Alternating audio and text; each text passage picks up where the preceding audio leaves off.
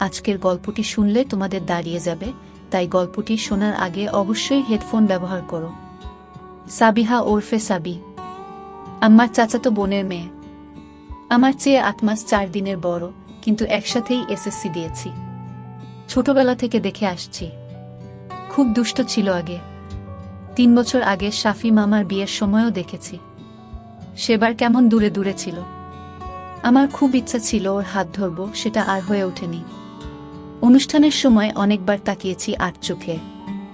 কেমন একটা অনুভূতি হতো সাবিও আর চোখে আমাকে দেখছে। এবার বলি তাহলে। ছুটিতে গেলাম নানা বাড়ি। কলিং বেল শুনে দরজা খুলে ধক করে উঠল বুকটা। এই তো সেই মুখ। বৈরাগী তো ভুল বলেনি। আমাকে দেখে সেও থমকে গিয়েছে। বড় বড় চোখ মেলে কয়েক মুহূর্তের চেয়ে বেশি একটানা চেয়েছিল। তারপর কিছু না বলে দুদ্দাট করে ভেতরে চলে গেল। 1 মিনিটের মধ্যে আবার সেভাবে দৌড়ে বের হয়ে গেল। সাবি এখনো সেরকমই আছে। 3-4 বছর আগেও ফড়িংয়ের মতো দৌড়াদৌড়ি করে বেড়াত।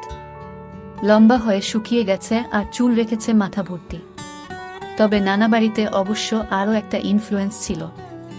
শাফি মামার বিয়ের সময় 3 বছর আগে আমার মাথা ঘুরিয়ে দিয়েছিল। নানার দূরসম্পর্কের নাতনি মর্জিনাপু। নানার বাসায় থেকেই পড়াশোনা করেছে, মাঝে 1 বছর বিয়ে হয়ে খুলনাতে ছিল। সংক্ষিপ্ত ডিভোর্স নিয়ে আবার নানার বাসায় কি যেন একটা ভোকেশনাল কোর্স করছে। গতদিন 3 দিন খুব অদ্ভুত যাচ্ছে ওনার সাথে। আমি লজ্জা পাচ্ছি, মর্জিনাপুও পাচ্ছে। অন্তত আবার তাই ধারণা। উনি আমাকে দেখলে মুখ ঘুরিয়ে হাসে, কিন্তু কিছু বলছে না। পাশ দিয়ে যখন হেঁটে যায় মনে হয় যে তোল হয়ে যাচ্ছে। এর ওপর সাবি যোগ হয়ে পুরো ধরাশায়ী হয়ে গেলাম। ওর দৌড়ে যাওয়াটা রিওয়াইন্ড করতে করতে ধপাস করে বসে পড়লাম সোফায়। আমাকে একটু শান্তভাবে শর্ট আউট করতে হবে। যশোরের ষষ্ঠীতলায় নানাদের 4 ভাইয়ের বাড়ি, 60 বা 70-এর দশকের বাড়ি, একটু পুরনো সে অর্থে। সাবিরা থাকে পাশেরটায়। দিন গড়িয়ে খুব উতলা হয়ে গেলাম। রাতে বারান্দায় গিয়ে ওদের জানালার দিকে অনেক তাকিয়েছিলাম। পর্দা নামানো, কিন্তু এগুলো কোনটার ওপাশে যে সে আছে নিশ্চিত। রাতে শুয়ে শুয়ে সাবিকে নিয়ে ভাবলাম, মর্জিনাপুকে নিয়েও ভাবলাম। আমার একটা অদ্ভুত আচরণ ছিল, আরও অনেক ছোটবেলা থেকেই।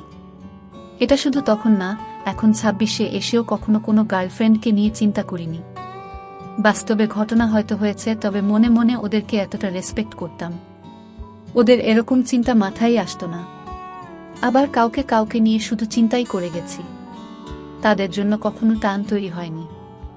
এই শেষের গ্রুপের ছবিটাই মনে ভাসত।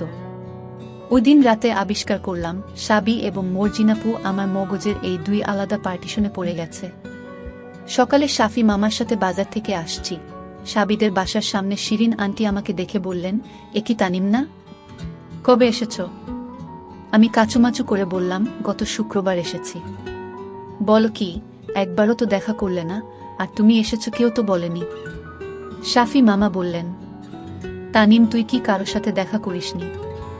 শিরিন আন্টি সাবির মা, আমার সমবয়সী। উনি বললেনে দুপুরে ওনাদের ওখানে খেতে হবে। তার মানে সাবি আমাকে দেখেও বাসায় বলেনি। স্টেইনস, কে জানে, হয়তো এটাই স্বাভাবিক।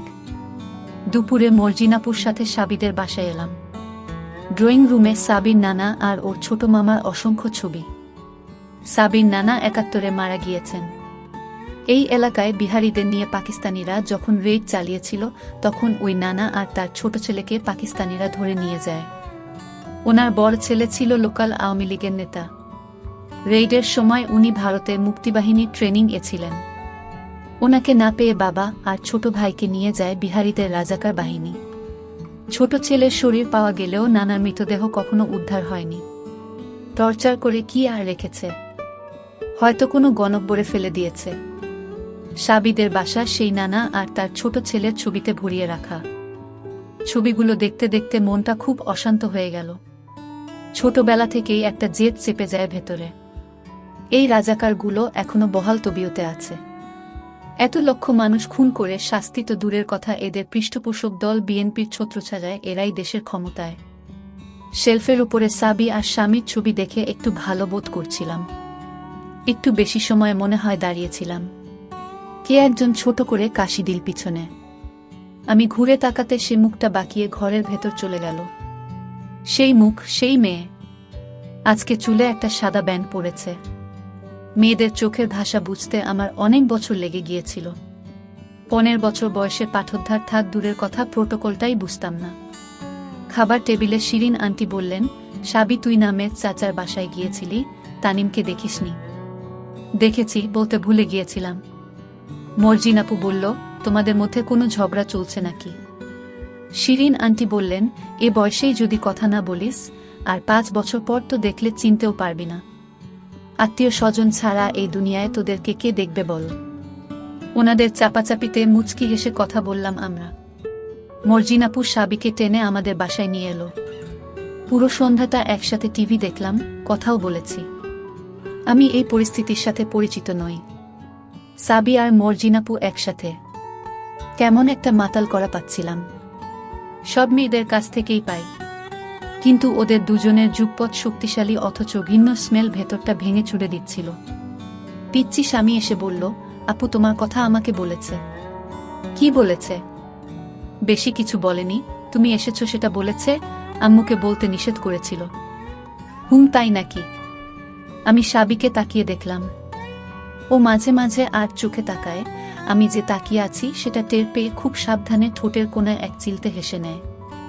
এক নাগাড়ে ও আর মর্জিনাপু কথা বলে যাচ্ছিল। আমার কেন যেন সন্দেহ হচ্ছিল মর্জিনাপু সবই টের পাচ্ছে, এমনকি এই স্বামীটাও পেতে পারে। পোলাপানকে আন্ডার এস্টিমেট করার সুযোগ নেই। রাতে খাবার খেতে গিয়ে মর্জিনাপু একটা কাণ্ড করে বসল। আমি খেয়ে বেসিনে মুখ ধুচ্ছিলাম, মর্জিনাপু পাশ দিয়ে যাওয়ার সময় পেছনটা টিপে গেল।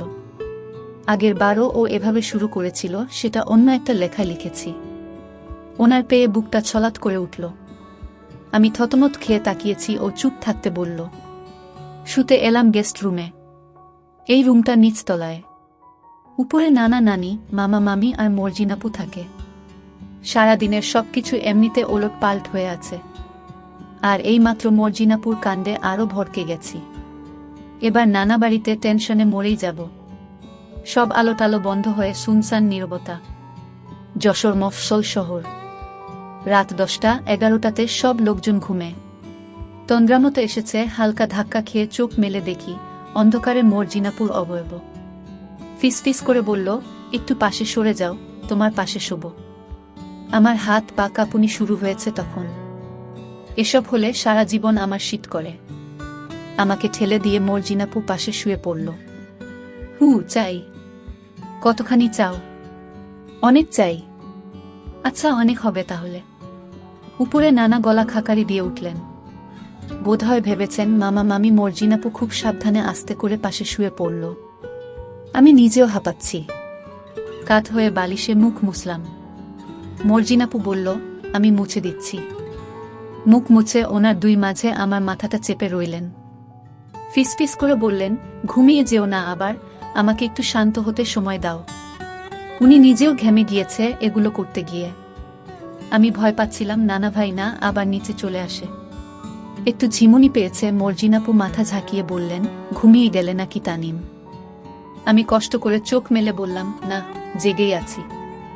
উনি আমাকে চিৎ করে প্রায় নরম হয়ে যাওয়া হাতের মধ্যে তুলে নিলেন। আমি ফিসফিসিয়ে বললাম, আমি কি দেব? না, দরকার নেই, খাটের শব্দ হবে। চোখ বুজে আনন্দের গভীরে ঢুকে গেলাম আমি। তবু মনে হচ্ছিল আরেকটু দ্রুত দরকার। শেষে বলল, ঠিক আছে, আর কষ্ট দেব না। টুপিটা খুলে হাত দিয়ে ধরল। সকালে উঠে মামা বলছে, চল তানিম কবরস্থান থেকে ঘুরে আসি। যশোর কবরস্থানে বড় মামার কবর। উনিও 71-এ কুমিল্লাতে যুদ্ধে মারা গেছেন। যশোরে এলে একবার অন্তত কবরস্থানে যেতেই হবে। পারিবারিক রিচুয়াল। মামার সরকারি গাড়ি উইকেন্ডে ড্রাইভার ডেকে আমাদেরকে নিয়ে চললেন। মামা বললেন, তানিম প্রমিস রিনিউ করেছ? আমি বললাম, করছি। এটাও রিচুয়াল? নানা শুরু করেছেন। প্রমিস করছি যে জেনে শুনে কোনো রাজাকার বা তাদের সমর্থকদের সাহায্য করব না। আর কখনো যদি সুযোগ হয় তাহলে এই যে অন্যায় করেছে আমাদের উপর তার বিচারের ব্যবস্থা করব। বলতে বলতে রাগে হাতটা মুঠো করে ফেলি। সত্যি যদি সুযোগ হয় এর জন্য যা ত্যাগ করতে হবে সেটা করতেও রাজি। আমি যখনকার কথা লিখছি সে সময় বাংলাদেশের পরিস্থিতি অন্যরকম ছিল। 90-এর মাঝামাঝি সময়টায় ঘুরে ফিরে রাজাকারদের দলই ক্ষমতায়, তাদের তাবেদারগুলোর নামে। ফিরতে ফিরতে মামা বললেন, গানস অফ নাভারন দেখেছিস তানিম? না তো। মনিহারে এসেছে, চল দেখে আসি। যাও যায়। সামি সাবি তোমরা যাবে? আম্মু যদি রাগ করে? আম্মু কিছু বলবে না, শিরিন আপাকে আমি ম্যানেজ করব। জিপটাতে উঠে মনিহারের দিকে রওনা হলাম। মনটা বিক্ষিপ্ত হয়েছিল কবরস্থানে বসে। সাবি এক দৃষ্টিতে বাইরে দেখছে, অন্যমনস্ক হয়ে ওর মুখ গাল দেখে যাচ্ছিলাম।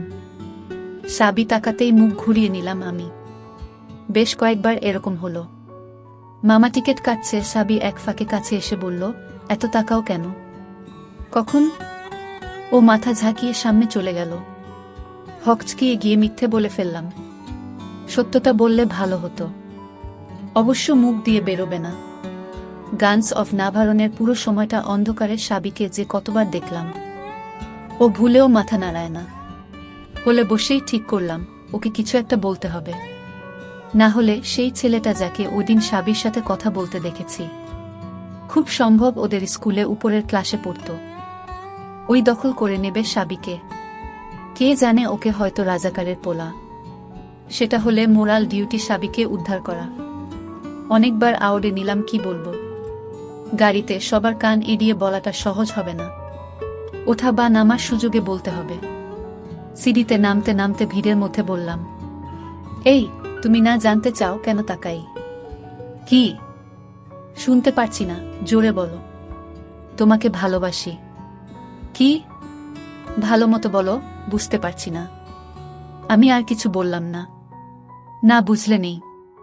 বিকেলে মর্জিনাপু আমাকে বলল, সাবিকে কি বলেছ? আমি হ্যাঁ, কিছু বলিনি তো। সাবি সব বলেছে আমাকে। কি উল্টা পাল্টা বলছো এসব? মর্জিনাপু মাথা নেড়ে মুখ টিপে টিপে হাসতে হাসতে বলল, আচ্ছা ঠিক আছে, সাবিকে নিয়ে আসছি। বিকালে ছাদে দরবার হচ্ছে। সাবি মুখ ঘুরিয়ে নিচে দেখছে। মর্জিনাপু বলল, তানিম সত্যি করে বলো, কি বলেছ ওকে? যদি কিছু বলেও থাকি সেটা খারাপ কিছু বলিনি। ও তাই নাকি? কি বলেছ শুনি। সেটা তখন বলেছি, আর বলবো না। মর্জিনাপু অনেক ঘষ্টালো, শেষমেশ কথাটা আর বলাতে না পেরে বলল, আচ্ছা ঠিক আছে তাহলে। আমি জানি তুমি কি বলেছ। এখন বলো, এটা কি সত্যি? হ্যাঁ সত্যি, এজন্যই বলেছি। সাবি, তোমার উত্তর কি? সাবি কোনো কথা না বলে ওদিকে মুখটা ঘুরিয়ে রেখেছে। মর্জিনাপু বলল, আমি 3 বার জিজ্ঞাসা করব, উত্তর না দিলে ধরে নেব তুমি রাজি। সাবি 3 বারেও মুখ ঘোরালো না। আচ্ছা তাহলে ধরে নিচ্ছি দুজনেই রাজি। এই বলে উনি সাবির একটা হাত জোর করে টেনে আমার হাতে দিলেন। আমি একদমই অপ্রস্তুত ছিলাম। ঠান্ডা আর নরম ওর ফর্সা হাতটা। মনে হলো ও নিজে থেকেই হাতটা খুলে রেখেছে। এখন তো অনেক বছর হয়ে গেছে, তবুও রেফারেন্স পয়েন্ট হিসেবে ওই দিনের ওই মুহূর্তগুলো মনে করি। সাবি ছাড়িয়ে নেয়ার কোনো চেষ্টাই করল না। মর্জিনাপু ওকে জোর করে ঘুরিয়ে দিল। ওর মুখে অদ্ভুত হাসি, খুব কষ্ট করে চেপে রেখেছে। বলল, কি কথা বলো তানিমের সাথে। কি বলবো? কি বলবো মানে, বলার কিছু নেই। ওর চোখের দিকে তাকিয়েছিলাম। সেই বড় বড় চোখ। হয়তো এটাই সেই সাজের বৈরাগীর ভালোবাসা। ভুল বলেনি তাহলে।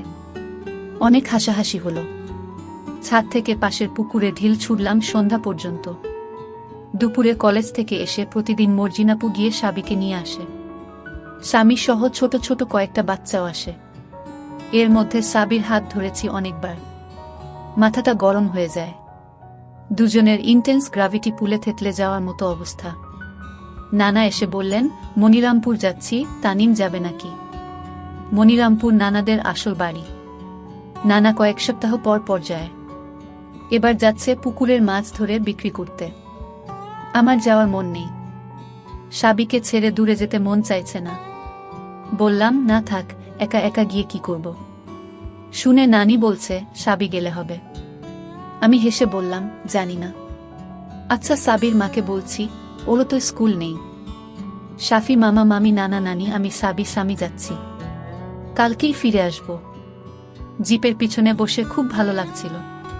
মামি টের পায়নি, আর নানি অনেক সুযোগ করে দিল। আমাদেরকে বললেন পাশাপাশি বসতে।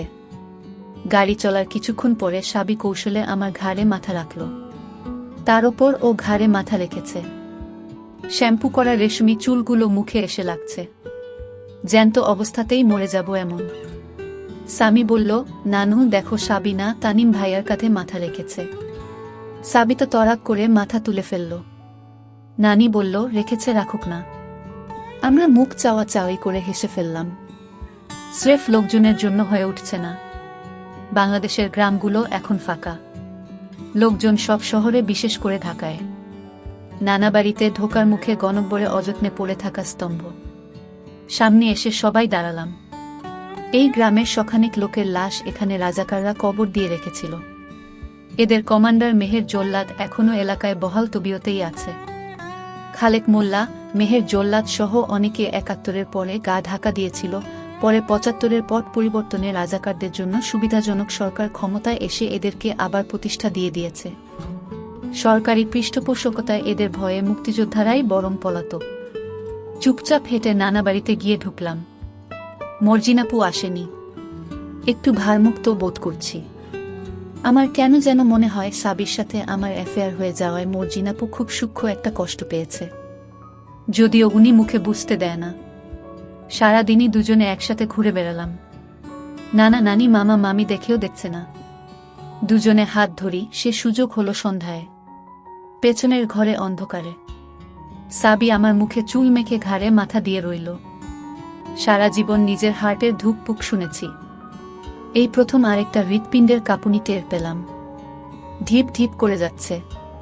চোখ বন্ধ করে ভাবছিলাম সময়টা যদি থেমে যেত।